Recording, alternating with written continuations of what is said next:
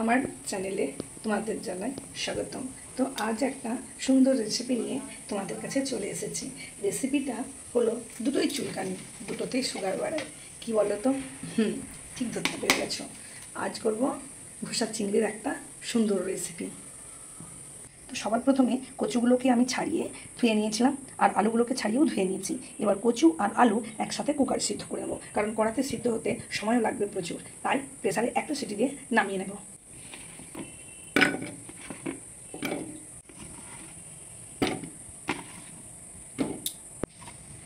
দিয়ে দিলাম অল্প পরিমাণ জল, দিয়ে দিলাম হলুদ গুঁড়ো, দিয়ে দিলাম নুন।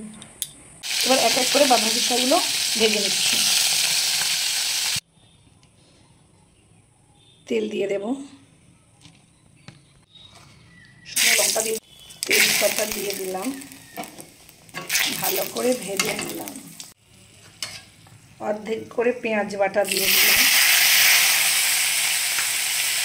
পেঁয়াজ ভালো করে ভাজা হয়ে গেছে, আদা বাটা দিয়ে দিলাম, জিরে গুঁড়ো দিলাম, হলুদ গুঁড়ো দিলাম, লঙ্কা গুঁড়ো দিয়ে দিলাম, কালারের জন্য কাশ্মীরি লঙ্কা গুঁড়ো দিয়ে দিলাম। এবার সব মশলাগুলো ভালো করে কষে নিয়েছি। মশলা কষা হয়ে গেছে আর তেল ছেড়ে বেরিয়েও চলে এসেছে। এবার আমি দিয়ে দেবো ঘাটি কচু আর আলু। ভালো করে এগুলো কষে নেবো মশলার সাথে। এবার দিয়ে দিচ্ছি কুচানো টমেটো, দিয়ে ভালো করে কষে নিচ্ছি।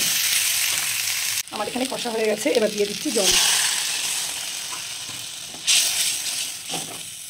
দিয়ে দিলাম পরিমাণ মতো নুন।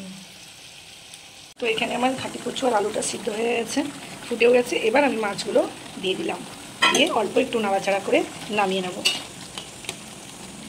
তো আমার রেসিপিটা এখানে আজ তৈরি হয়ে গেছে। আর আমার রেসিপিটা যদি ভালো লেগে থাকে তো প্রত্যেক দিনের মতন আবার বলছি, একটা লাইক করবেন, কমেন্ট করে দেবেন আর সাবস্ক্রাইব করে পাশে থাকবেন। টাটা।